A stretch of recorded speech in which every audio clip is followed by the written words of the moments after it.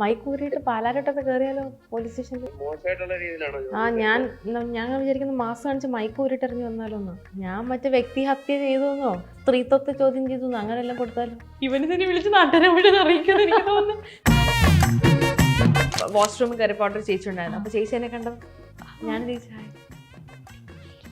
ഞാൻ പറഞ്ഞു ഇല്ല, അയ്യോ പോട്ട് മോളെ സാരില്ല കേട്ടോ, ഞാൻ പ്രാർത്ഥിക്കാം കേട്ടോ എന്നൊക്കെ പറഞ്ഞു. ശരിയായിട്ട് താങ്ക് യു. അങ്ങനെ ചെയ്യിക്കുന്നവരുണ്ട്. ഒരു റൂം ഞാനിങ്ങനെ സൈഡിൽ നിൽക്കുന്നു, അപ്പൊ എൻ്റെ അടുത്ത് ഇങ്ങനെ പറയുന്ന എനിക്ക് ഓർമ്മയുണ്ട്, മോളെ ഇതിൽ കരയണം എന്ന് പറയുമ്പോൾ ഞാൻ ഇങ്ങനെ കാണിക്കുന്നതൊക്കെ എനിക്കിങ്ങനെ ഓർമ്മയുണ്ട്. പക്ഷെ എന്ത് സോഫ്റ്റ് ആയിട്ടുള്ള സാധനം ഒരു പരിധിയിൽ ഇങ്ങനെ വീശി അടിക്കുമ്പോൾ നമുക്ക് വേദനിക്കും. പ്രത്യേകിച്ച് നമ്മൾ ഫ്രോക്കൊക്കെ ഇട്ടിട്ട് കാലിൽ കിട്ടിയാൽ നല്ല വേദനയുണ്ട്. എനിക്ക് കാലിൽ കിട്ടിയ അടയാളമൊക്കെ വന്നിട്ടുണ്ട്. എല്ലാവരും നല്ല വേദനിക്കും. ഞാൻ സംസാരിച്ചാൽ അത്രയും ശരിയാവില്ല, അതുകൊണ്ട് പുള്ളിയാണ് അതൊക്കെ മാനേജ് ചെയ്യാൻ കുറച്ചും കൂടെ നല്ലത്. അതെ, ഞാൻ മറ്റേ വെട്ടൊന്ന് മുറിട്ടുന്നുള്ള സ്വഭാവമാണ്. ഞാൻ അങ്ങനെ സംസാരിക്കും. പണ്ടത്തെ സ്കിന്നാണോ ഇപ്പോഴത്തെ സ്കിന്നാണോ എനിക്ക് ഇഷ്ടം ചോദിച്ചാൽ, എനിക്ക് സ്കിൻ കെയർ സ്റ്റാർട്ട് ചെയ്തതിന് ശേഷമുള്ള സ്കിന്നാണ് എനിക്ക് കുറച്ചും കൂടെ ഇഷ്ടം. എൻ്റെ 3 പുട്ടുകുറ്റി ചീത്തായി പോയിട്ടുണ്ട്. ആദ്യമായിട്ട് ഞാൻ പുട്ടുണ്ടാക്കിയ സമയത്ത് കുറ്റിയിൽ വെള്ളം വെക്കുന്ന അളവ് ശരിയല്ല. ചില്ലൊക്കെ ഇട്ടായിരുന്നല്ലോ അല്ലേ? അത് ചില്ലിട്ടില്ല. അല്ല, കപ്പ പായസത്തിലെ അവസാനത്തെ എക്സ്പ്രഷൻ ആണ്. അതെ, കപ്പ പായസം. കല്യാണം കഴിഞ്ഞ് ഹസ്ബൻഡിന്റെ വീട്ടിലെത്തിയിട്ട് എല്ലാവരും പോയില്ലേ, പോയി കഴിയുമ്പോൾ നമുക്കുണ്ടാവുന്ന ഫീൽ എന്ന് വെച്ചാലോ, നമ്മുടേതായിട്ടുള്ള ആരെങ്കിലും ഒരാളെ ഒന്ന് കണ്ടാൽ മതി എന്ന് നമുക്ക് തോന്നും. നിങ്ങൾ ഭയങ്കര അഭിനയമാണ്, നിങ്ങൾ ഭയങ്കര ഷോ ആണ്, അങ്ങനെയൊക്കെ പറഞ്ഞ ഒരുപാട് പേരുണ്ട്. പക്ഷെ നമ്മള് അവരത് പറഞ്ഞ് മനസ്സിലാക്കാൻ പറ്റത്തില്ല. അമ്മ എന്നെ പാട്ട് പഠിക്കാൻ വിടും. അപ്പൊ നമ്മൾ നിനക്ക് പാട്ട് പാടാൻ ഒരു കഴിവില്ല, താളമില്ല, ഈണമില്ല, രാഗമില്ല, ബോധമില്ല എന്ന്. അതുകൊണ്ട് ഞാൻ ജീവിതത്തിൽ പാട്ട് പാടിയിട്ടില്ല. അമ്മനോട് പറയുന്നറിയോ, എവിടെയെങ്കിലും പോയിരിക്കുമ്പോ ആരെങ്കിലും പാട്ട് പാടാൻ പറയും, പാടരുത്, നിന്നെ അതോടെ ട്രോളെന്ന് പറയും.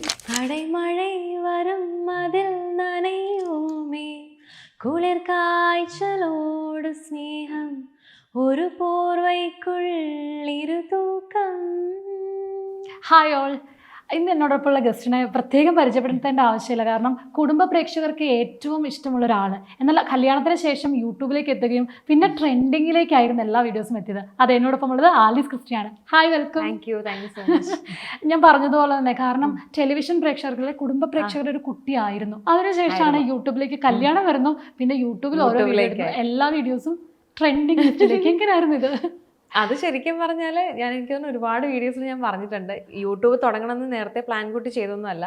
ആക്ച്വലി ആദ്യം യൂട്യൂബ് സ്റ്റാർട്ട് ചെയ്തോടെ എന്നോട് ഇങ്ങനെ ചോദിക്കുന്നത് നമ്മുടെ ആർട്ടിസ്റ്റ് ആനന്ദ് നാരായണനാണ്. ആനന്ദായിട്ടാണ് എന്നോട് ചോദിക്കുന്നത്.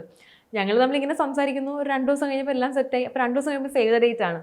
അപ്പോൾ എന്നോട് എടി നല്ല കണ്ടന്റ്, ഇത് വെച്ചൊന്ന് തുടങ്ങിക്കോളാൻ പറഞ്ഞു. അങ്ങനെ ആനന്ദേട്ടൻ്റെ വാക്കും കേട്ട് ചുമ്മാ തുടങ്ങിയതാണ്. ഫസ്റ്റ് വീഡിയോ ഒക്കെ ഇടുന്ന സമയത്ത് എൻ്റെ മനസ്സിൽ ഒരു 50,000 ആൾക്കാരെങ്കിലും കണ്ടാൽ മതിയായിരുന്നു എന്നൊരിതായിരുന്നു. പക്ഷെ എന്തോ ഒരു ദൈവഭാഗ്യം കൊണ്ട് എനിക്ക് തോന്നുന്നു വിധിച്ചിരുന്നത് യൂട്യൂബ് ആയിരുന്നു തോന്നുന്നു. അതുകൊണ്ട് അതിൽ നിന്ന് അങ്ങോട്ട് പ്രതീക്ഷിക്കാത്തൊരു ട്രെൻഡിങ് ആ ഒരു ഇതിലോട്ട് ആ സമയത്ത് പോയി. എനിക്ക് തോന്നുന്നു ഇപ്പൊ അഭിനയിക്കുന്നതിനേക്കാളും കൂടുതൽ ആൾക്കാർ യൂട്യൂബ് വീഡിയോസ് ഇറങ്ങിയില്ലേ എന്നാണ് ചോദിക്കുന്നത്. പുതിയ യൂട്യൂബ് വീഡിയോ വന്നില്ല. പണ്ട് എല്ലാവരും കാണുമ്പോൾ സീരിയലിന്റെ ഓരോ കാര്യങ്ങൾ പറഞ്ഞ് ചോദിക്കുമായിരുന്നു. പക്ഷെ ഇപ്പൊ എല്ലാവരും കാണുമ്പോൾ പറഞ്ഞ് സബ്സ്ക്രൈബർ ആണേ എന്നാണ് പറയുന്നത്. അപ്പൊ അതിൽ നിന്നും ഞാനൊരു ചേഞ്ച്, ഭയങ്കരമായിട്ടൊരു ചേഞ്ച് വന്നു. എനിക്ക് ചോദിക്കാനുള്ളത്, ഈ സീരിയലിലെ ലൈഫ് അല്ലെങ്കിൽ സീരിയലിൽ അഭിനയിക്കുന്നു, അതിൽ നിന്നും യൂട്യൂബർ ആയപ്പോഴത്തേനും ആ ഷിഫ്റ്റ് എങ്ങനെയാണ്? അത് രണ്ടും തമ്മിൽ ഭയങ്കര വ്യത്യാസമുണ്ട്. സീരിയൽ എന്ന് പറയുമ്പോൾ നമ്മൾ രാവിലെ ഒരു 6:30 ആ ഒരു ടൈമിൽ പോയി കഴിഞ്ഞാൽ നമ്മൾ തിരിച്ച് രാത്രി ഒരു 10 മണിയാകും വരുമ്പോൾ. അതുവരെ നമുക്ക് സീനും കാര്യങ്ങളും കംപ്ലീറ്റ്ലി നമ്മുടെ വീടൊക്കെ മാറി മറ്റൊരു സ്ഥലത്തോട്ട് പോവാണ്. പക്ഷെ യൂട്യൂബ് ആയപ്പം എനിക്ക് നമ്മുടെ വീട്ടിൽ നിന്നുകൊണ്ട് തന്നെ എനിക്ക് വീട് മിസ് ചെയ്യുന്നതിൻ്റെ ഒരു ബുദ്ധിമുട്ട് മാറിക്കിട്ടി. പിന്നെ സമയം രാവിലെ എഴുന്നേൽക്കുന്നതൊന്നും മാറിക്കിട്ടി. അങ്ങനെയുള്ള കുറേ കാര്യങ്ങൾ എനിക്ക് തോന്നുന്നു. ഞങ്ങളിപ്പോൾ കല്യാണം കഴിഞ്ഞിട്ട് ഈ നവംബറിൽ 3 വർഷം. ഈ 3 വർഷത്തിൽ ഈ വർഷമാണ്, ഈ ഒരു ഫെബ്രുവരി മാർച്ച് മുതലാണ് ഞങ്ങൾ ഒരുമിച്ച് നിന്ന് തുടങ്ങിയത്. അതുവരെയും സീരിയലിൽ ഞാൻ അഭിനയിക്കുന്നുണ്ടായിരുന്നു. അപ്പോൾ എനിക്ക് ഷൂട്ട് ട്രിവാൻഡ്രത്താണ്. ഞാൻ 15 ദിവസം അവിടെ ആയിരിക്കും. അത് കഴിഞ്ഞ് പിന്നെ വേറെ ഷൂട്ട് എന്തെങ്കിലും വരുമ്പോൾ അവിടെ ആയിരിക്കും. അപ്പോൾ ഇടയ്ക്ക് ഇങ്ങനെ ഗ്യാപ്പ് കിട്ടുമ്പോൾ 1-2 ദിവസം എറണാകുളത്തേക്ക് ഓടി വരുമെന്നല്ലാണ്ട് ഞങ്ങൾക്ക് അങ്ങനെ ഒരുമിച്ച് നിൽക്കാൻ പറ്റിയിട്ടില്ല. ഇപ്പോഴാണ് ഒന്ന് ഒരുമിച്ച് നിൽക്കുന്നത്. ഞാനിനി യൂട്യൂബ് കുറച്ചുകൂടി ശ്രദ്ധിക്കാവുന്നൊരു ഇതിലേക്ക് എത്തിയപ്പോൾ ഇപ്പൊ ഞങ്ങൾ ഒരുമിച്ചായി. അതുപോലെ തന്നെ ഇപ്പൊ യൂട്യൂബിലേക്ക് ലൈവ് വീഡിയോസ് ആണ്. അതായത് അപ്പൊ എപ്പോഴൊക്കെയാണ് ഈ എഴുന്നേക്കാറൊക്കെ? സാധാരണ ആലീസ് ക്രിസ്റ്റി അല്ലെങ്കിൽ ചേച്ചി എപ്പോഴായിരിക്കും എഴുന്നേക്കാറ്? യൂട്യൂബിലേക്ക് മാറിയപ്പം ഈ പറഞ്ഞ പോലെ കുറച്ച് ജോലിഭാരം കുറച്ച് കൂടുതലാണ്. അതായത് നിങ്ങൾക്ക് തന്നെ അറിയാമായിരിക്കും, യൂട്യൂബ് കൊണ്ട് നടക്കാൻ പറയുമ്പോൾ നിസ്സാര പരിപാടിയില്ല. കുറേ ആൾക്കാർക്ക് വിചാരമുണ്ട് വെറുതെ നമ്മൾ ഇരുന്നാൽ മതി, യൂട്യൂബിൽ ഇങ്ങനെ കാശ് വന്നുകൊണ്ടേ ഇരിക്കുന്നു. അങ്ങനെയൊന്നുമല്ല. യൂട്യൂബിന് നല്ല എഫേർട്ടുണ്ട്. നമുക്കിപ്പം ഈ ഒരു ലാസ്റ്റ് ഇയർ വരയ്ക്കും യൂട്യൂബിൽ എല്ലാ വീഡിയോസ് എടുക്കുന്നതും എഡിറ്റ് ചെയ്യുന്നതും കംപ്ലീറ്റ് കാര്യങ്ങൾ ഞാൻ ഒറ്റയ്ക്കാണ് ചെയ്തുകൊണ്ടിരുന്നത്. ഈ വർഷം മുതൽ സമയത്തിൻ്റെ ഒരു പ്രശ്നം വന്നപ്പോൾ എഡിറ്റിങ്ങിന് ആൾക്കാരെ വെച്ചു. എങ്കിൽ പോലും നമുക്ക് പല വീഡിയോസ് അത്യാവശ്യം വരുമ്പോൾ ഇപ്പൊ രാത്രിയൊക്കെ ചില വീഡിയോസ് നമുക്ക് പ്രൊമോഷൻ ആണെങ്കിൽ പോലും പെട്ടെന്ന് കൊടുക്കേണ്ടി വരും. അപ്പം ആ സമയത്ത് കിടന്ന് ഉറങ്ങുന്നവരെ എങ്ങനെ വിളിച്ചു നടത്തും? അപ്പം നമ്മൾ തന്നെ അത് ചെയ്യും. അപ്പം അതുകൊണ്ട് ഉറക്കത്തിന് കുറെ ബുദ്ധിമുട്ടുണ്ട് ഇതിന് വേണ്ടിയിട്ട്. അപ്പം ഈ രാത്രിയൊക്കെ എനിക്ക് എഡിറ്റിംഗ് പരിപാടികളൊക്കെ കുറച്ച് കാണും, ചിലപ്പോൾ വീഡിയോസ് എടുക്കാൻ കാണും. എങ്ങനെ പോലും കിടക്കുമ്പോൾ ഒരു 1:30-2 മണിയാവും. പിറ്റേ ദിവസം രാവിലെ എഴുന്നേൽക്കുമ്പോൾ അതിനനുസരിച്ച് മാറ്റം. സാധാരണ ചില വീഡിയോസിലൊക്കെ പറയും ലേറ്റ് ആയിട്ടാണ് എണീക്കാറ്, അതനുസരിച്ച് ലേറ്റ് ആകും. കാര്യം രാത്രി ഉറങ്ങുന്നത് പാതിരാത്രിയാണ്.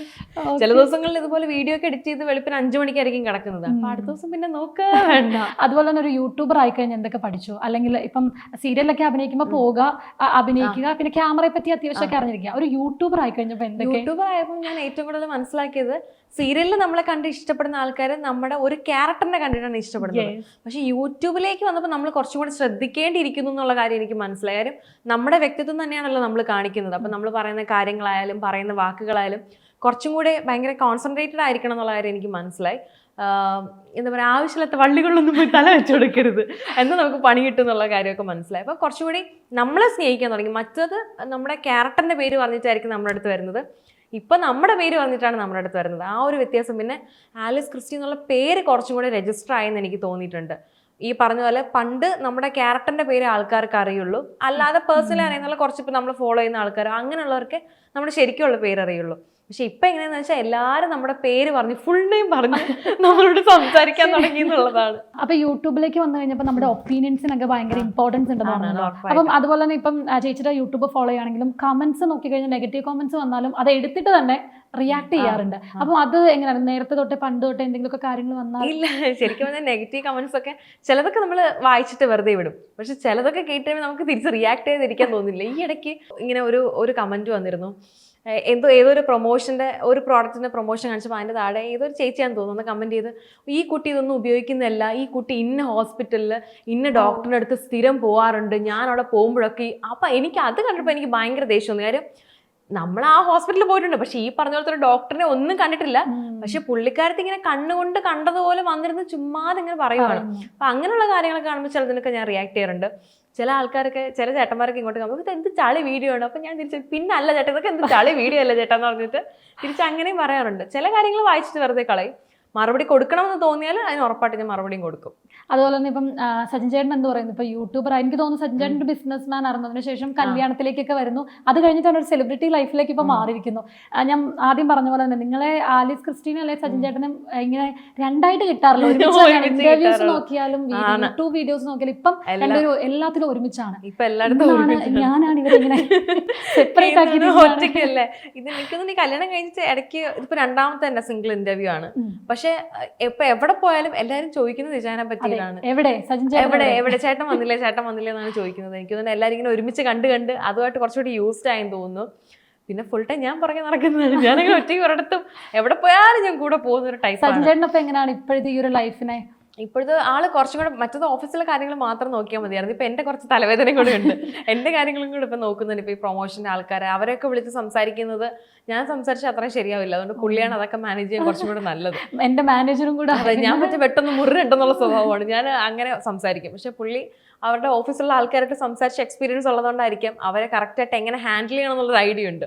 അപ്പൊ അതുകൊണ്ട് ആ കാര്യം ഞാൻ കംപ്ലീറ്റ്ലി അങ്ങോട്ടേക്ക് കൊടുത്തേക്കണം. ബാക്കി പിന്നാമ്പുറ പരിപാടികളൊക്കെയാണ് ഞാൻ നോക്കിക്കൊണ്ടിരിക്കുന്നത്. ഓക്കെ. അതുപോലെ തന്നെ ഇപ്പം ചേച്ചിയുടെ കാര്യം നോക്കുവാണെങ്കിൽ ഇപ്പൊ കല്യാണം കഴിഞ്ഞിട്ട് 3 വർഷമായി, പക്ഷെ നമുക്കത് ഫീൽ ചെയ്യാറില്ല. കാരണം കല്യാണം കഴിച്ചു അങ്ങ് മാറി, അല്ലെങ്കിൽ കല്യാണത്തിന് മുമ്പുള്ള ആലീസ് എങ്ങനെയാണോ അതേപോലെ അല്ലെങ്കിൽ അതുപോലെ തന്നെയാണ് നമുക്ക് ഫീൽ ചെയ്യാറ്. അപ്പൊ പെട്ടെന്നായിപ്പോയി കല്യാണം അങ്ങനെ എന്തെങ്കിലും തോന്നലുണ്ടോ? അല്ലെങ്കിൽ ഇല്ല, പെട്ടെന്ന് അങ്ങനെ കല്യാണം ആയിപ്പോയെന്ന് തോന്നുന്നില്ല. പക്ഷെ 3 വർഷം പെട്ടെന്ന് പോയി തോന്നുന്നുണ്ട്. കണ്ണടച്ച് തുറക്കുന്നതിന് മുമ്പ് അയ്യോ 3 വർഷമായെന്നൊരു ഫീലുണ്ട്. കല്യാണം പെട്ടെന്നായിരുന്നില്ല. വീട്ടിലെ കല്യാണം നോക്കാന്ന് ഇങ്ങനെ പറഞ്ഞപ്പോൾ ഞാൻ ലാസ്റ്റ് കീഴടങ്ങി. ഓക്കെ എന്നാൽ പിന്നെ കല്യാണം കഴിക്കാം എന്നുള്ളൊരു സ്റ്റാൻഡിലെത്തി. അങ്ങനെ കല്യാണം കഴിച്ചതാണ്. അതുകൊണ്ട് എനിക്ക് അത് പെട്ടെന്നായിപ്പോയെന്ന് തോന്നുന്നില്ല. ഹാപ്പിയാണ്. എങ്ങനെയുണ്ട് കല്യാണത്തിന്റെ? അതായത് ഇപ്പം ആദ്യത്തെ സംസാരമൊക്കെ എങ്ങനെയായിരുന്നു? പെട്ടെന്ന് അറിയത്തില്ലാത്ത ഒരാളായിരുന്നു ലൈഫിലേക്ക് വരുന്നത്. അപ്പൊ എനിക്ക് അറേഞ്ച്ഡ് മാരേജ് ഭയങ്കര ടെൻഷനായിരുന്നു. ഒരു ചായ കൊടുത്തുകൊണ്ട് പരിചയപ്പെടുന്നു, കല്യാണം കഴിക്കുന്നത്, അത് എങ്ങനെയൊക്കെ ആയിരിക്കും. പക്ഷെ അന്ന് ആ സമയത്ത് ലോക്ക്ഡൗൺ ആയിരുന്നു. അപ്പം നമുക്ക് കുറച്ചും കൂടി സംസാരിക്കാനുള്ള സൗകര്യം കൂടുതലായിരുന്നു. അപ്പം ആദ്യം ഇങ്ങനെ കല്യാണാലോചന വന്നു, സംസാരിച്ചു, ഓക്കെ ആണെന്ന് തോന്നി. കുറച്ചുകൂടി സംസാരിച്ചപ്പോൾ ഞങ്ങൾ ഓക്കെ ആയപ്പോൾ ഞങ്ങൾ വീട്ടിൽ പറഞ്ഞു നമ്മൾ ഇതിന് ഓക്കെ ആണെന്നുള്ള പറഞ്ഞു. പിന്നീട് ഒരു വർഷത്തെ ഗ്യാപ്പ് കിട്ടിയായിരുന്നു. കാര്യം ആ ടൈമിൽ കല്യാണം 20 പേരെ വെച്ച് നടത്താൻ പാടുള്ളൂ എന്നായിരുന്നു. പിന്നീട് അത് 50 പിന്നെ 100. അപ്പൊ ഞാൻ അതൊരു 200 പേരാകാൻ വേണ്ടിയിട്ട് ഒരു വർഷം വെയിറ്റ് ചെയ്യുമായിരുന്നു. എനിക്ക് കുറച്ച് ആൾക്കാരൊക്കെ വിളിച്ച് നമ്മളെ വേണ്ടപ്പെട്ട എല്ലാവരും വേണമെന്നായിരുന്നു എൻ്റെ ആഗ്രഹം. അപ്പൊ അതുകൊണ്ടാണ് ഒരു 1 ഇയർ ഗ്യാപ്പ് എടുത്തത്. അപ്പൊ ആ ഒരു വർഷം കൊണ്ട് നമ്മൾ സംസാരിച്ച് അടുത്തപ്പോൾ അതൊരു അറേഞ്ച്ഡ് മാരേജ് ആയിട്ട് എനിക്ക് അങ്ങനെ തോന്നിയിട്ടില്ല. അതുപോലെ തന്നെ ഇപ്പൊ പുതിയൊരു വീട്ടിലേക്ക് ചെല്ലുന്നു, അതും നമുക്ക് ഫീൽ ചെയ്യുന്നില്ല. കാരണം ബീനാമ ഷീജാമ രണ്ടമ്മമാര് ഏതാണ് നമ്മളും കൺഫ്യൂസ്ഡ് ആണ്. അപ്പൊ എങ്ങനെയാണ് ആ ഒരു ബോണ്ട് പെട്ടെന്ന് ആദ്യത്തെ വീഡിയോ തൊട്ട് ആ ഒരു ബോണ്ട് ആണ്? ശരിക്കും അവിടെ പോകുന്നതിന് മുമ്പ് എനിക്ക് കുറച്ച് ടെൻഷൻ ആയിരുന്നു.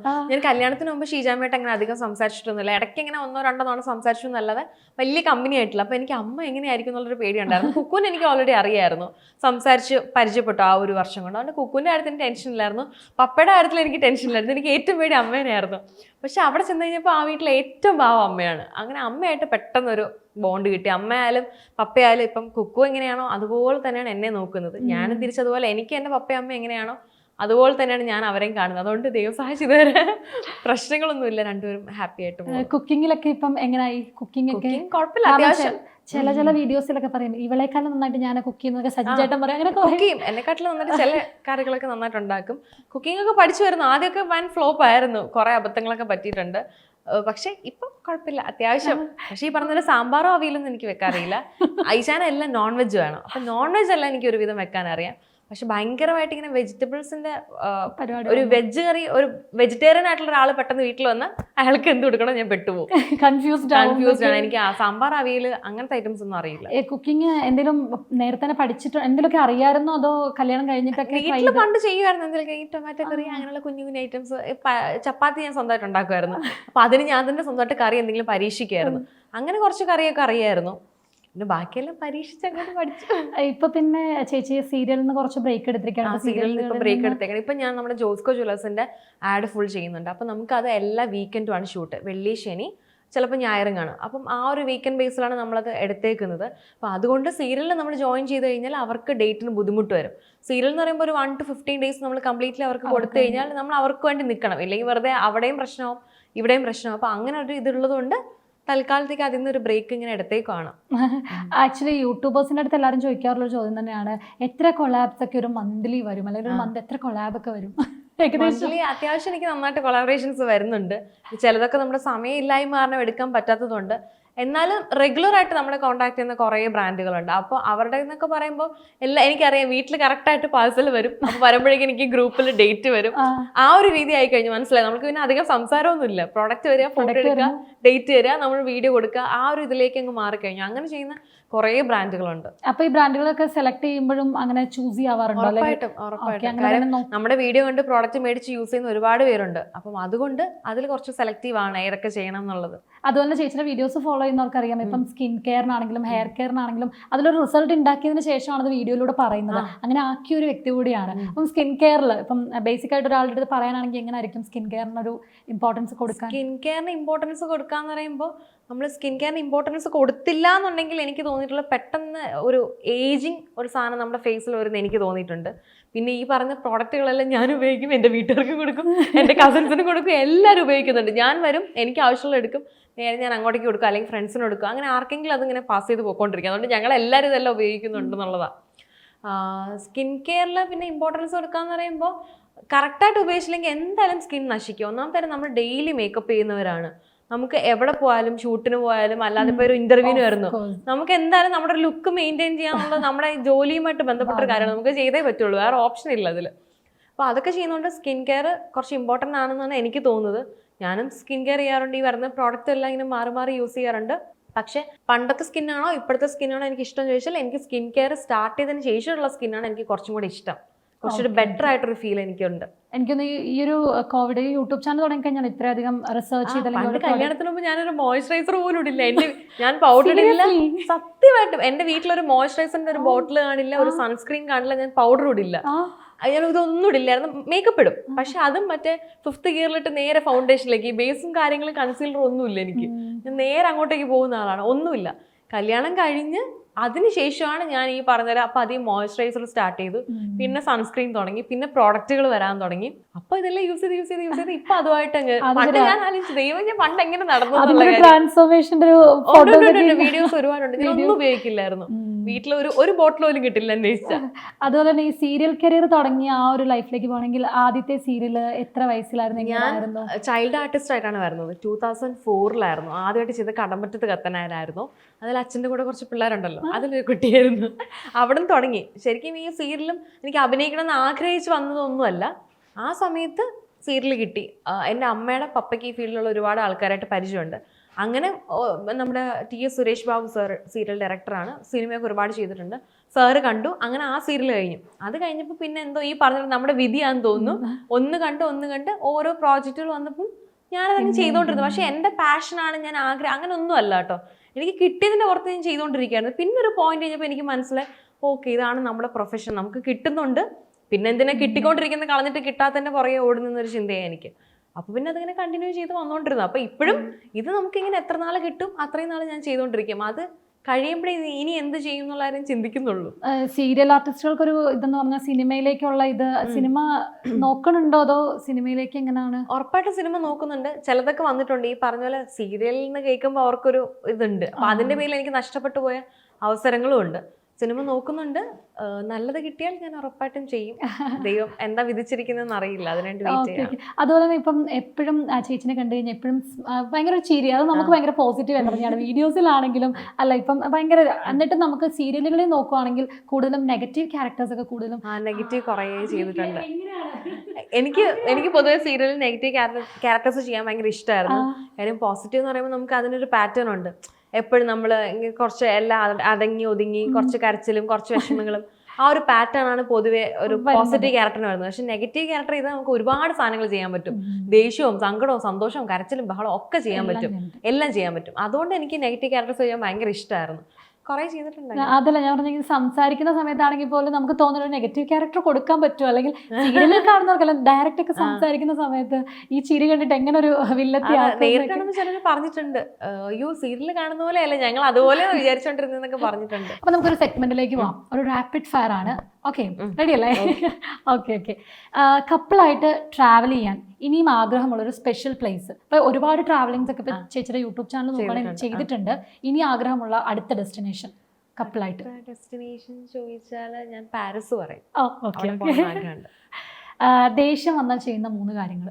പെട്ടെന്ന് ദേഷ്യപ്പെടുന്ന ഒരാളാണെന്നും കേട്ടിട്ടുണ്ട്. എനിക്ക് കുറച്ച് പെട്ടെന്ന് ദേഷ്യം വരും. പെട്ടെന്ന് ദേഷ്യം വന്നാൽ ഞാൻ ഭയങ്കര ഒച്ചത്തിൽ സംസാരിക്കും. പക്ഷെ പരിസരം മറന്ന് പെരുമാറില്ല. എനിക്ക് ഒത്ത സാഹചര്യമാണെങ്കിൽ സ്വഭാവം പുറത്തൊരു കംഫർട്ട് സോണിലാണെങ്കിൽ, ഇല്ലെങ്കിൽ ഇങ്ങനെ പതിയെ ദേഷ്യപ്പെടും. പക്ഷെ അല്ലാതെ ആണെങ്കിൽ ഞാൻ ഇങ്ങനെ ഭയങ്കര എനിക്ക് ഒച്ച വരും ഭയങ്കരമായിട്ട്. അതാണൊരു മെയിൻ ആയിട്ട്. അല്ലാതെ ഈ ഫോൺ എറിയുക അങ്ങനത്തെ പരിപാടികളൊന്നും ഇല്ലല്ലേ? അങ്ങനത്തെ കുറച്ച് കലാപരിപാടികളൊക്കെ ഉണ്ട്. ഇപ്പൊ ഇച്ചാരുണ്ടെങ്കിൽ എല്ലാം പുറത്ത് വന്നേനെ ഉണ്ട്. എന്നാലും നോക്കി കണ്ടൊക്കെ എടുത്ത് എറിയുള്ളൂ. പൊട്ടില്ല എന്ന് ഉറപ്പുള്ള സാധനങ്ങളൊക്കെ. അതാണ് ഇന്ന് ഭയങ്കര ഡീസന്റ് ആയിട്ടിരിക്കുന്നു. സച്ചിൻ കൂടെ കുറച്ച് ഇതൊക്കെ ഇടാ ഞാൻ അങ്ങനെയാണ് ഇങ്ങനെയാണെന്നൊക്കെ പറഞ്ഞിരിക്കുകയാണ്. ഇന്ന് അഭിനയിക്കുകയാണെന്നൊക്കെ ഇല്ല, കറക്റ്റ് ആയിട്ട് തന്നെ പറയണം. ഇത് കഴിഞ്ഞ് ഞങ്ങൾ സച്ചിൻ ഉറപ്പായിട്ടും വീഡിയോ ഇറങ്ങുമെന്നൊക്കെ. കുക്ക് ചെയ്തിട്ട് ഫ്ലോപ്പായ ഫുഡ്. കുക്ക് ചെയ്തിട്ട് ഫ്ലോപ്പ് ആയിട്ടുള്ള, ഞാൻ ഏറ്റവും കൂടുതൽ കുക്ക് ചെയ്ത് ഫ്ലോപ്പ് ആയിട്ടുള്ള 2 സാധനങ്ങളാണ്. ഒന്ന് ചോറ്, ഒന്ന് പുട്ട്. ചോറും ഞാനും തമ്മിൽ ഒരു മാസം ഞാൻ ചോറ് വെച്ച് പരീക്ഷിച്ചു. അത് ശരിക്കും പറഞ്ഞാൽ ഞാൻ മേടിച്ച അരിയുടെ കുഴപ്പമായിരുന്നു. എനിക്കത് അറിയില്ലായിരുന്നു. എന്റെ കുഴപ്പമല്ല, അരിയുടെ കുഴപ്പമായിരുന്നു. അരിയുടെ സത്യമായിട്ട് 1 കിലോ അരി ഡെയിലി ചോറ് വെച്ച് കളയേണ്ട അവസ്ഥയായിരുന്നു. മനഃപൂർവ്വമല്ല, ഞാൻ അമ്മയെ വിളിച്ചു ചോദിക്കും, ഷീജാമ്മയെ വിളിച്ചു ചോദിക്കും, എങ്ങനെ വെച്ചാലും ഈ ചോറ് ശരിയാവില്ല. ഒന്നുകിൽ ഭയങ്കര ഡ്രൈ ആയിപ്പോ, നമുക്ക് കഴിക്കാൻ പറ്റില്ല, കറക്റ്റ് വേവ് കിട്ടില്ല. ഇല്ലെങ്കിൽ ഭയങ്കരമായിട്ട് ഇങ്ങനെ വെന്ത് ഇങ്ങനെ പാപ്പം പോലെ ആയി പോകുന്നൊരു സിറ്റുവേഷൻ. ഇതൊന്നും അല്ലെങ്കിൽ വെള്ളം പാതി വെള്ളത്തിലും പാതി വെള്ളം അല്ലാത്തൊരവസ്ഥയല്ലേ, ചോറിലൊരു നനവ് നിൽക്കും. അങ്ങനെ ഒരു സിറ്റുവേഷൻ. 1 മാസം 1 കിലോ അരിയിൽ ഞങ്ങൾ 2 കൂടെ പരീക്ഷിച്ച് തീർത്തു. എനിക്ക് കല്യാണം കഴിഞ്ഞിട്ട് ചോറ് കിട്ടിയില്ല. പിന്നീട് അരി മാറ്റിയപ്പോഴാണ് ആ ഒരു പ്രശ്നം തീർന്നത്. ആദ്യത്തെ ഫ്ലോപ്പ് സാധനം അരി, പിന്നെ 2ാമത്തെ സാധനം പുട്ടും ഇതുപോലെ. ആദ്യമായിട്ട് ഞാൻ പുട്ടുണ്ടാക്കിയ സമയത്ത് കുറ്റിയിൽ വെള്ളം വെക്കുന്ന അളവ് ശരിയല്ല. കുറ്റിയൊക്കെ ചില്ലൊക്കെ ഇട്ടായിരുന്നല്ലോ. അല്ല, അത് ചില്ലിട്ടില്ല. എന്റെ 3 പുട്ടുകുറ്റി ചീത്തായി പോയിട്ടുണ്ട്. 3 പുട്ടുകുറ്റി കുറ്റിയില്ലേ, അത് കത്തിപ്പോയതാണ്. ഒരു തവണ വെള്ളം വെച്ചില്ല.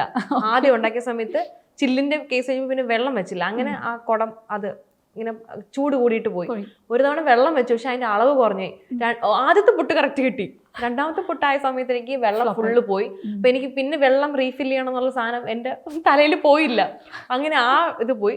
വീണ്ടും മൂന്നാമത്തെ ഒരു പുട്ടുകുറ്റി ഇതുവരെ പോയിട്ടുണ്ട്. ഇപ്പൊ ഞാൻ പുട്ടിൽ എക്സ്പേർട്ടായി. ഓക്കെ, ഞാൻ ഓർത്ത് മറ്റേ ഇത് പറയുന്നു യൂട്യൂബ് ചാനലിൽ പറഞ്ഞിട്ട് കപ്പ പായസം അതൊക്കെ ഉണ്ട് കേട്ടോ. ഉണ്ണിയപ്പം ഉണ്ടാക്കിയതും കപ്പ പായസം ഒക്കെ ഉണ്ട്. അത് ആക്ച്വലി സൂപ്പർ ഡിഷാ. കപ്പ പായസം ഭയങ്കര ടേസ്റ്റാ കഴിക്കാൻ. പക്ഷെ കപ്പ മുറിച്ചിട്ട് നന്നായിട്ട് കഴുകണമായിരുന്നു. അതിന്റെ ആ ഒരു കപ്പയ്ക്ക് ഒരു ഇതുണ്ടല്ലോ, അത് നന്നായിട്ട് പോകണമായിരുന്നു. അപ്പൊ ഞാൻ കപ്പ ക്ലീൻ ചെയ്യാൻ ഏൽപ്പിച്ചത് ഈ ചായനെ വന്ന് കൂടെ ഉണ്ടായിരുന്ന ശ്രീരാജിനെ ആയിരുന്നു. ഇവർ രണ്ടും കൂടെ എന്തെന്ന് ചോദിച്ചാല് കപ്പ പുറമേ കഴുകി ഫുള്ള് കട്ട് ചെയ്തിട്ട് കഴുകിയില്ല. അപ്പൊ അതെനിക്ക് അറിയില്ലായിരുന്നു. അങ്ങനെ ചെയ്തപ്പോഴാണ് ഫുൾ ഫ്ലോപ്പ് ആയത്. പിന്നെ ഇതുപോലെ ഒരു ഉണ്ണിയപ്പം ഉണ്ടാക്കിയിട്ടുണ്ട്. അതും ഇതുപോലെ അവസാനത്തെ എക്സ്പ്രഷൻ ആണ് എടുത്തിട്ടുള്ളത്. ഭയങ്കര എക്സ്പ്രഷൻ ആയിരുന്നു. അതുപോലെ തന്നെ സജിൻ ചേട്ടന്റെ ഫേവറേറ്റ് സോങ് ഈ ചാനൽ കൂടുതൽ ഹിന്ദി പാട്ടുകളാണ് ഇഷ്ടം, കുറച്ച് വൈബുള്ള സോങ്സ്. ഫേവറേറ്റ് ഏതാണെന്ന് വെച്ചാൽ എനിക്ക് ഇങ്ങനെ ഒന്നായിട്ട് പറയാൻ അറിയില്ല. എപ്പോഴും ഹിന്ദി പാട്ട് ചെയ്തിട്ടാലും ഏതെങ്കിലും പാട്ടൊക്കെ പാടി തന്നിട്ടുണ്ടോ? അത്രയൊന്നും ആയിട്ടില്ല. ഓക്കെ, സ്കിൻ കെയറിൽ ബേസിക്കായി ഡെയിലി ചെയ്യാറുള്ള എഴുന്നേറ്റ് കഴിഞ്ഞാൽ അല്ലെങ്കിൽ സ്കിൻ കെയറിന് വേണ്ടി ചെയ്യുന്ന ഒരു 3 സ്കിൻ കെയറിൽ ബേസിക് ആയിട്ട് ചെയ്യാനുള്ളത് ആദ്യം ക്ലെൻസ് ചെയ്യും, സെറ്റഫിൽ വെച്ചിട്ട് ക്ലെൻസ് ചെയ്യും. അതിനുശേഷം ടോണർ ഉപയോഗിച്ച് ഞാൻ തുടങ്ങിയിട്ടില്ല. എനിക്കിങ്ങനെ ഭയങ്കര ഇത് തോന്നിയിട്ടില്ല. ഇനി തുടങ്ങണം. ടോണർ യൂസ് ചെയ്യില്ല, സെറ്റഫിൽ ക്ലെൻസ് ചെയ്യും. അത് കഴിയുമ്പോൾ ഒരു ഡേ ക്രീം ഇടും, പിന്നെ സൺസ്ക്രീൻ. എനിക്ക് സൺസ്ക്രീനും അങ്ങനെ വലിയ താല്പര്യമുള്ള കൂട്ടത്തിലല്ല, പക്ഷെ ചില സമയത്ത് ഞാൻ മനഃപൂർവ്വം സ്കിപ്പ് ചെയ്യാറുണ്ട്. അത്രയ്ക്ക് വെയിലാണെന്ന് തോന്നിയാലേ ഞാൻ ഇടുള്ളൂ. അടുത്ത സജിൻ ചേട്ടൻ്റെ അമ്മയുടെ ബർത്ത് ഡേറ്റ്. അമ്മയുടെ ബർത്ത്ഡേ ഷീജാമ്മ കാണുന്നുണ്ടല്ലോ. എനിക്ക് ഓർമ്മയില്ല.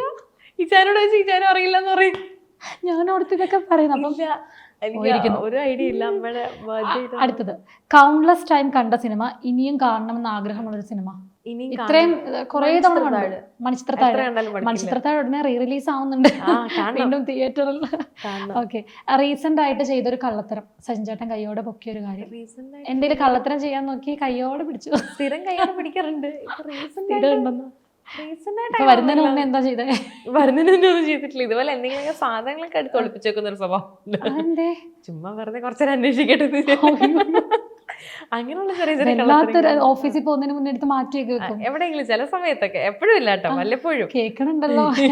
എന്തെങ്കിലും എടുത്ത് മാറ്റി വെച്ചേക്കും. എന്നിട്ട് 10 പ്രാവശ്യം അന്വേഷിച്ച് കഴിയുമ്പോൾ ഞാൻ നൈസായിട്ട് ഇരിക്കുന്നു. അങ്ങനെയൊക്കെ കണ്ടില്ല ഇത്. അതെ, അങ്ങനെയൊക്കെ ചെയ്യാറുണ്ട്. പിന്നെ കുട്ടികളായില്ല എന്നുള്ള ക്വസ്റ്റ്യൻസ് 3 വർഷമായപ്പോ എന്താണ് കേൾക്കാറുള്ളത്? അങ്ങനെയുള്ള ക്വസ്റ്റ്യൻസ് കേട്ടിട്ടുണ്ടോ? കേട്ടിട്ടുള്ളവർക്കുള്ള മറുപടി എന്താണ്? ഉറപ്പായിട്ട് കേട്ടിട്ടുണ്ട്. ഞാൻ കഴിഞ്ഞ ആഴ്ച ലുലുവിൽ പോയപ്പോൾ അവിടെ നമ്മുടെ വാഷ്റൂമിൽ കയറിപ്പോട്ടർ ചേച്ചി ഉണ്ടായിരുന്നു. അപ്പൊ ചേച്ചി എന്നെ കണ്ടത് ഞാൻ ഞാൻ പറഞ്ഞു ഇല്ല, അയ്യോ പോട്ട് മോളെ സാരില്ല കേട്ടോ, ഞാൻ പ്രാർത്ഥിക്കാം കേട്ടോ എന്നൊക്കെ പറഞ്ഞു. ശരിയായിട്ട് താങ്ക് യു. അങ്ങനെ ചോദിക്കുന്നവരുണ്ട്. ചിലർ സ്നേഹം കൊണ്ട് ചോദിക്കുന്നവരുണ്ട്, ചിലർ അറിയാനുള്ള ക്യൂരിയോസിറ്റി കൊണ്ട് ചോദിക്കുന്നവരുണ്ട്. അങ്ങനെ ചോദിക്കുന്ന ഒരുപാടുണ്ട്. കമന്റ് ഇടുമ്പോൾ ചോദിക്കുന്നുണ്ട്. അങ്ങനെ ഒരുപാട് യൂട്യൂബേഴ്സിന്റെ ഒരു പ്രത്യേകതയും കൂടെയാണ് അവരുടെ പ്രഗ്നൻസി ലൈഫും കൂടി ഫുൾ കാണിക്കാൻ പറ്റും. അതുപോലെ ഞാൻ ഇന്റർവ്യൂ കേട്ടിട്ടുണ്ട് 5 കുട്ടികൾ വേണമെന്നാണ് ചേച്ചിക്ക്. 5 കുട്ടികൾ വേണമെന്നാണ് എന്റെ ആഗ്രഹം. ഒരു 3 എണ്ണമെങ്കിലും വേണം, എനിക്ക് വേണം. എന്റെ ആ ഒരു തോട്ട്. വലിയൊരു ഫാമിലി. എന്റെ പപ്പയുടെ ഫാമിലി അമ്മയുടെ ഫാമിലിയും വലുതാണ്. പപ്പയ്ക്ക് 7 സഹോദരങ്ങളുണ്ട്, അമ്മയ്ക്ക് 5 പേരുണ്ട്. അപ്പോൾ പ്രത്യേകിച്ച് ഒരു വിശേഷം വരുമ്പോൾ ഈ 5 മക്കളും ആ 5 മക്കളുടെ മരുമക്കളും അവരുടെ മക്കളുടെ കൊച്ചുമക്കളും ഉണ്ട്. അപ്പൊ ഏത് ഫംഗ്ഷൻ വന്നാലും ഭയങ്കര രസമാണ്. വീട്ടിൽ ഒരുപാട് ആൾക്കാരുണ്ട്. എന്താവശ്യത്തിനും നമുക്ക് എവിടെയും ഓടിച്ചെല്ലാനായിട്ട് കുറെ ആൾക്കാരുണ്ടാവും. പക്ഷെ ഫാമിലി ചെറുതാവും തോറും ആ ഒരു ബോണ്ടിങ് കുറയുമല്ലേ. ഇപ്പം എൻ്റെ പപ്പയുടെ അമ്മ മരിച്ചിട്ട് 22 വർഷം കഴിഞ്ഞു. ഈ 22 വർഷവും ആ ഡേറ്റിൽ ഈ പറഞ്ഞ 7 മക്കളും മരുമക്കളും കൊച്ചുമക്കള് അവരുടെ മക്കള് ആ ദിവസം ഒരുമിച്ച് കൂടിയിരിക്കും. 22 വർഷമായിട്ട് അതിനൊരു മാറ്റവും ഇല്ല. അതുപോലെ പപ്പ മരിച്ച ദിവസവും പെങ്ങള് മരിച്ച ദിവസം ഇങ്ങനെയുള്ള എല്ലാ ദിവസങ്ങളും ഒരുമിച്ചിട്ട്. അപ്പൊ അത് കണ്ടു വളർന്നുകൊണ്ട് എനിക്ക് ആ ഒരു ഫാമിലി ബോണ്ടിങ് ഭയങ്കര ഇഷ്ടമാണ്. ഒരു ആവശ്യം വരുമ്പം എല്ലാവരും ഉണ്ടാവും എന്നുള്ളത്. ഓക്കെ, അതൊരു നല്ല കാര്യമാണ്. ഏറ്റവും കൂടുതൽ പൈസ ചെലവാക്കുന്നത് എന്തിനാണ്? പൈസ ഞാൻ അങ്ങനെ ഭയങ്കരമായിട്ടൊന്നും ചെലവാക്കില്ല. എന്നാലും ഏറ്റവും കൂടുതൽ എനിക്കിതാണ് ഷോപ്പിംഗ് ആയിരിക്കും, ഡ്രസ്സ്, മേക്കപ്പ് സാധനങ്ങൾ എന്ത് പറഞ്ഞാലും എത്ര വില കൂടിയാണെങ്കിലും വില കൂടിയത് മേടിക്കുള്ളൂ. അങ്ങനെ ഒരു ഇതുണ്ട്. അത് ഈ പറഞ്ഞ ഡെയിലി യൂസ് ചെയ്യുന്നതായതുകൊണ്ട് നമ്മുടെ സ്കിന്നിൽ പോയാലോ എന്ന് പേടിച്ചിട്ടാണ്. അല്ലാതെ ബ്രാൻഡിൽ കോസ്റ്റ്ലി ആയിട്ടുള്ള സാധനം വേണമെങ്കിൽ നിർബന്ധമല്ല, പേടിയാണ് അതിന്റെ പിന്നിൽ. ഫസ്റ്റ് സീരിയൽ ആൻഡ് അതിലെ ക്യാരക്ടർ നെയിം, ക്യാരക്ടറായിട്ട് സീരിയൽ കടമ്പറ്റത്ത് കത്തനാര്. ക്യാരക്ടറിന്റെ പേര് ഒരു ഓർമ്മയില്ല. എനിക്കിപ്പോഴും ആ ഒരു സീരിയലിനെ പറ്റി ആലോചിക്കുമ്പോൾ ഇങ്ങനെ കുറച്ച് ഫ്ലാഷ് കട്ട്സ് മാത്രമേ ഓർമ്മയുള്ളൂ. എനിക്ക് വേറെ ഒന്നും ഓർമ്മയില്ല. ഷൂട്ടിങ് എങ്ങനെയായിരുന്നു, ഒരു റൂം, ഞാനിങ്ങനെ സൈഡിൽ നിൽക്കുന്നു. അപ്പോൾ എൻ്റെ അടുത്ത് ഇങ്ങനെ പറയുന്നത് എനിക്ക് ഓർമ്മയുണ്ട്. മോളെ ഇതിൽ കരയണം എന്ന് പറയുമ്പോൾ ഞാൻ ഇങ്ങനെ കാണിക്കുന്നതൊക്കെ എനിക്കിങ്ങനെ ഓർമ്മയുണ്ട്. അല്ലാതെ എനിക്ക് വേറെ ഒന്നും അതിൽ ഓർമ്മയില്ല. സെക്കൻഡ് സീരിയൽ ഞാൻ ദൂരദർശനിൽ നാർമടിപ്പുടവ എന്ന് പറഞ്ഞിട്ടൊരു സീരിയൽ ഉണ്ടായിരുന്നു. അതിലെ ക്യാരക്ടറിന്റെ നെയിം കാഞ്ചന എന്നായിരുന്നു.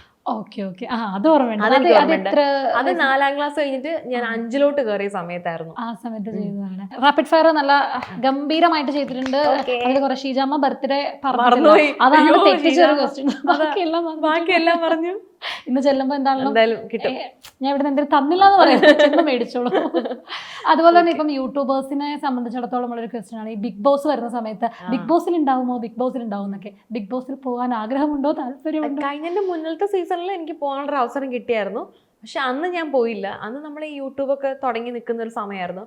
അന്ന് എനിക്ക് ശരിക്കും പറഞ്ഞാൽ പേടിയായിരുന്നു. കാര്യം നമ്മൾ ഒരിക്കലും പ്രതീക്ഷിക്കാതെ കിട്ടിയൊരു സാധനമാണ് യൂട്യൂബ്. അതിലൂടെ ഒരുപാട് സ്നേഹം കിട്ടി. ആ കിട്ടിയ സ്നേഹം ഇനി അവിടെ പോയി കളയണോ എന്നൊരു ചിന്തയാണ് എനിക്ക് പെട്ടെന്ന് മനസ്സിൽ വന്നത്. അതുകൊണ്ട് ഞാൻ ആ സീസണിൽ വേണ്ടാന്ന് വെച്ചു. പക്ഷെ ഇനി കിട്ടിയാൽ ചെയ്യുമെന്ന് എനിക്ക് അറിയില്ല കേട്ടോ. ആ ഒരു സിറ്റുവേഷൻ ഡിപ്പെൻഡ് ചെയ്തിരിക്കും. ചിലപ്പോൾ നമ്മൾ പോകണമെന്നൊരു സിറ്റുവേഷനിലാണെങ്കിൽ ചിലപ്പോൾ ഞാൻ പോവുമായിരിക്കും. അല്ലാതെ എനിക്കിങ്ങനെ ഭയങ്കരമായിട്ടൊരു ആഗ്രഹം എന്ന് പറയാനായിട്ടില്ല. വിളിക്കുന്ന സമയത്ത് നമ്മൾ ഓക്കെ ആണെങ്കിൽ ചിലപ്പോൾ എന്തായാലും ഞങ്ങൾ എന്തായാലും എക്സ്പെക്ട് ചെയ്യുന്നത് നിങ്ങളെ രണ്ടുപേരെ 2 സ്റ്റാർസ്. അയ്യോ, ഞങ്ങൾ രണ്ടുപേരായിട്ട് ഒരിക്കലും പോയില്ല. അത് സ്വപ്നത്തിൽ പോലും വിചാരിക്കേണ്ട പോയില്ല. അത് പോവില്ല. ഞാൻ ഭയങ്കര ഷോർട്ട് ടെമ്പേർഡ് ആയിട്ടുള്ള ഒരാളാണ്. ഭയങ്കര ഷോർട്ട് ടെമ്പേർഡ് ആണ്. അവിടെ കൊണ്ടുപോയ രണ്ടിനും ബിഗ് ബോസ് പറയും ആലിസും സജിനോട് ഇറങ്ങി പോവുക എന്ന് തന്നെ പറയും. അതുപോലെ തന്നെ ആലിസിനെ പിടിക്കാൻ പോകുന്നത് മിക്കവാറും അവിടെയുള്ള സാധനങ്ങളൊക്കെ ഇവിടെ ആലിസ് സാധനം കറക്റ്റ് ആയിട്ട് കൊണ്ടുവെക്കാൻ തിരിച്ച്. അതുപോലെ തന്നെ സ്റ്റാർ മാജിക്, അതും എനിക്ക് തോന്നുന്നു ചേച്ചിയുടെ കരിയറിൽ ഭയങ്കരമായിട്ട് ഇമ്പാക്ട് തന്നൊരു. അതിൽ സ്റ്റാർ മാജിക്കിൽ പോകുന്നവരോടും ചോദിക്കാനുള്ളത്, അതിനകത്തൊരു ചാട്ടവാറുണ്ട്. അതിന്റെ അടി എങ്ങനെ? ശരിക്കും വേദനിക്കും. എല്ലാവരുടെ വിചാരം വേദനിക്കില്ല. അത് ഉണ്ടാക്കിയേക്കുന്നത് ഒരു സോഫ്റ്റ് മെറ്റീരിയൽ തന്നെയാണ്. പക്ഷെ എന്ത് സോഫ്റ്റ് ആയിട്ടുള്ള സാധനം ഒരു പരിധിയിൽ ഇങ്ങനെ വീശി അടിക്കുമ്പോൾ നമുക്ക് വേദനിക്കും.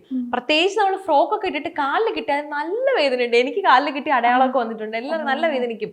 നമ്മൾ ശരിക്കും ചുമ്മാ ഞങ്ങളൊക്കെ അഭിനയിക്കായിരിക്കും. അല്ല, നല്ല വേദനിക്കും. ഫ്രോക്ക് കിട്ടുപോയാൽ ഉറപ്പാണ് കാലിൽ അടിയുന്നത്. ചേട്ടന്മാര് കറക്റ്റ് കാലിൽ തന്നെ അടിയും തരും. അതിന് വേദനയുണ്ട്.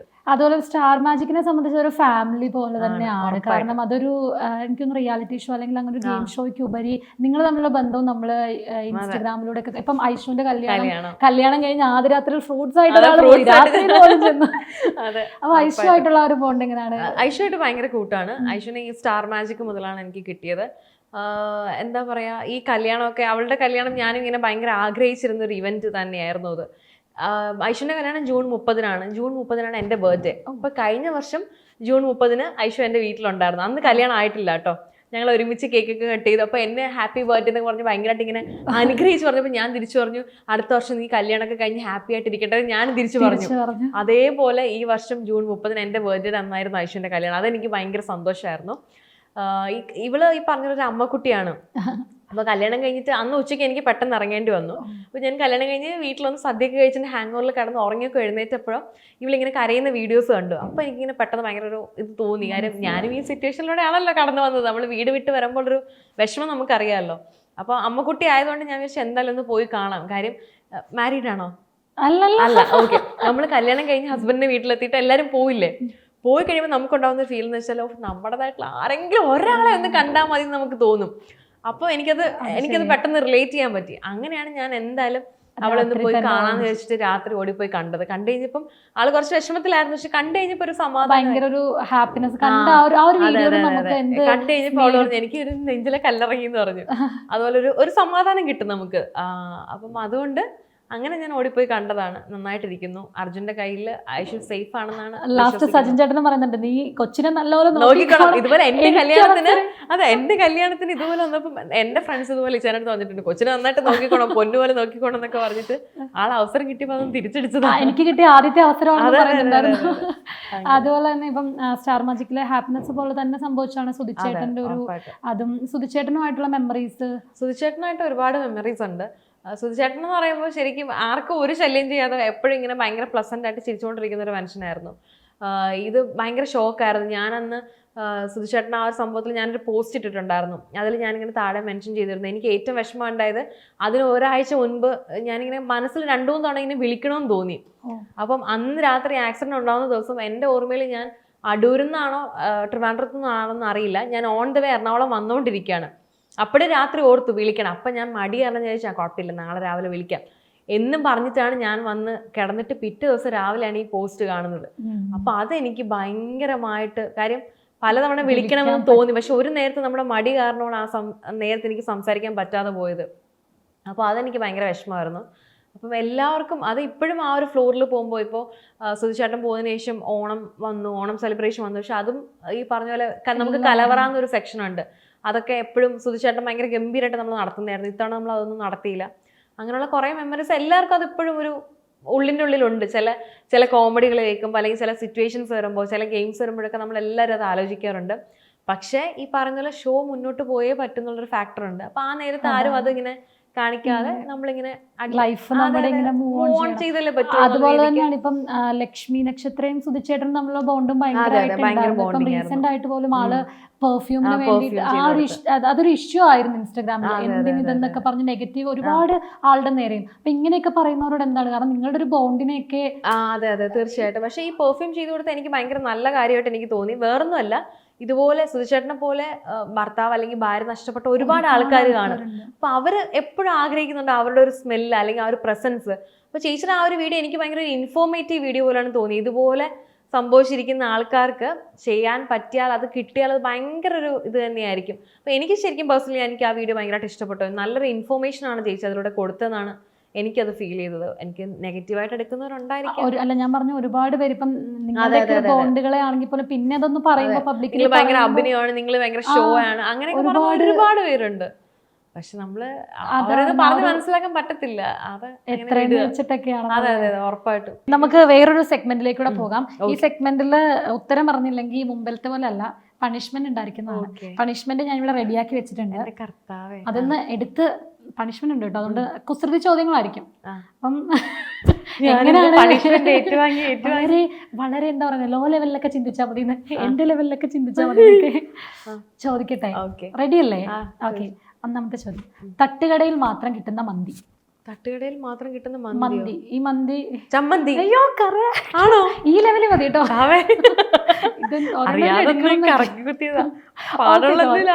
എടുക്കണമെന്നൊക്കെ. രണ്ടാമത്തെ ചോദ്യം, പുരുഷന്മാർക്ക് മീശയ്ക്ക് മുൻപേ തലമുടി നരയ്ക്കുന്നത് എന്തുകൊണ്ട്? തലയല്ലേ ആദ്യം, തലയുടെ മുടിയിൽ ആദ്യം വരുന്നത്, അത് കഴിഞ്ഞിട്ടല്ലേ മീശ വരുള്ളൂ. പ്രായ വ്യത്യാസം. ഓ കറക്റ്റ് ആണ്. എനിക്ക് വയ്യ, ഞാൻ നല്ല PhD എടുത്തിട്ട്. മൂന്നാമത്തെ, കലണ്ടറിൽ മാത്രം കാണുന്ന ഫ്രൂട്ട്. ഡേറ്റ്സ്. ഇത് കുറെയൊക്കെ എനിക്ക് അറിയായിരുന്നു. ഇത് അറിയാമോ? ഇടുമ്പോൾ ടൈറ്റും ഇട്ട് കഴിഞ്ഞാൽ ലൂസ് ആകുന്നതും എന്ത്? ഇടുമ്പോൾ ടൈറ്റും ഇട്ട് കഴിഞ്ഞാൽ ലൂസ് ആകുന്നതും എന്ത്? എനിക്കത് അറിയാമായിരുന്നല്ലോ. ഇടുമ്പോൾ ടൈറ്റും സമയം തരും.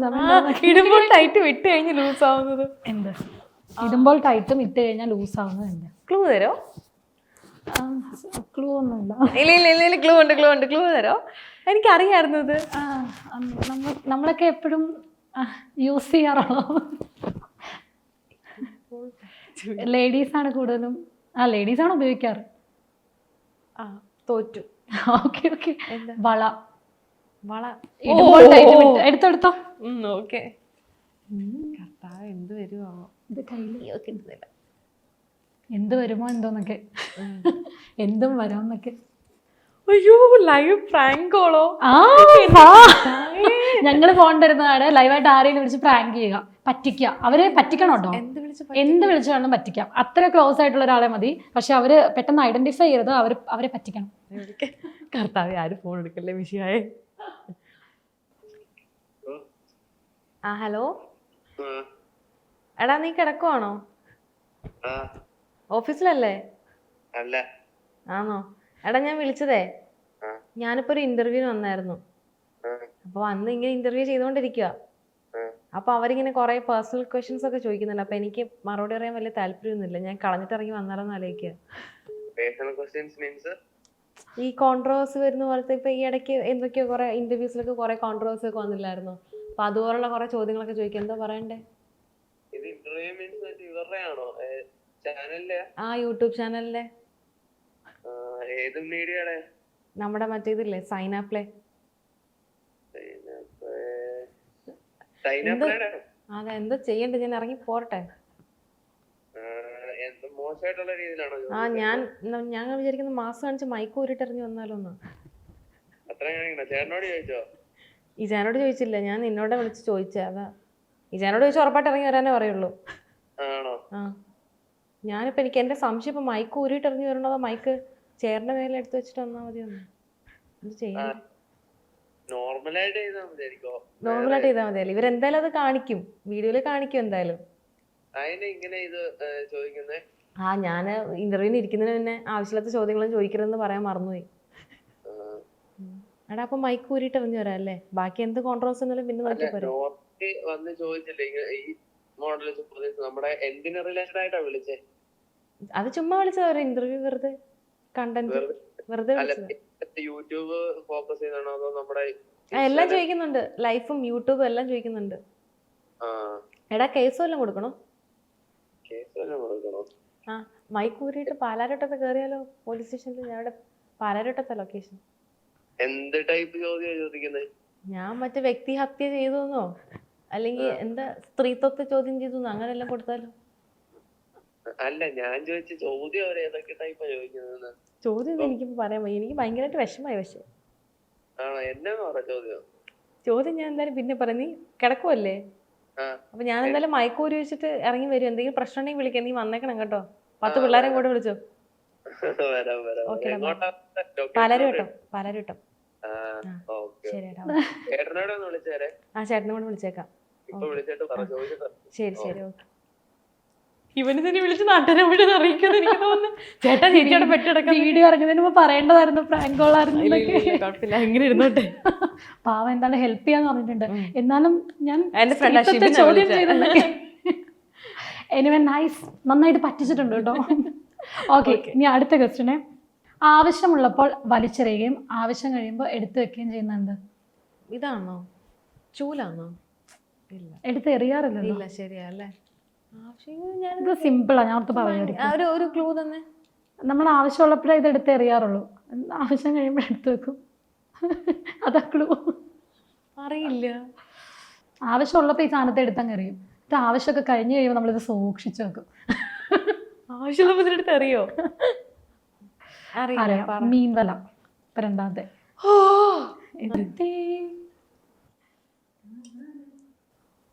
ഇത് വലിയ പാരഗ്രാഫാന്ന് തോന്നുന്നു ഇതുവഴി നോക്കുമ്പോ.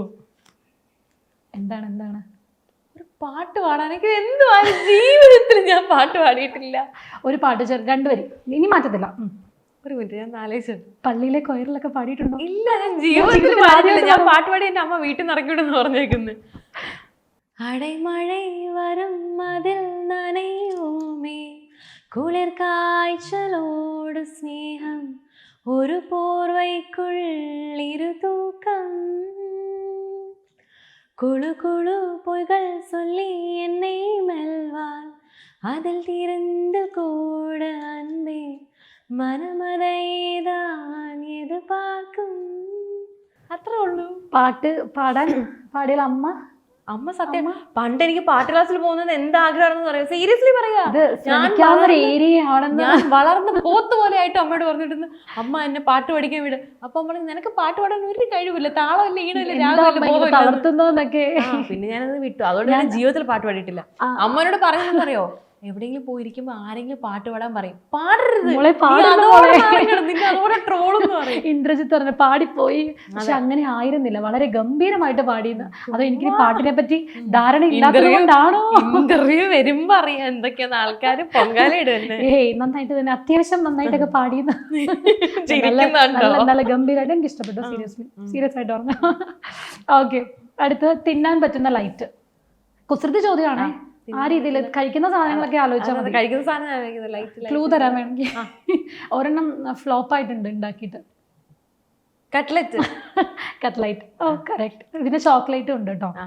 ഞാൻ അതുകൊണ്ട് ക്ലൂ തന്നത് അത് ഫ്ലോപ്പായി പറയട്ടെ എന്ന് ഓർത്തിട്ട്. സ്ഥാനം മാറുമ്പോൾ പേര് മാറുന്നത്? സ്ഥലപ്പേര്. സ്ഥാനം ഒരു ഇതാണ്, അത് പൊസിഷൻ മാറുന്ന അനുസരിച്ച് അതിന്റെ പേര് മാറിക്കൊണ്ടിരിക്കും. സ്ഥാനം മാറുമ്പോൾ പേര് മാറും.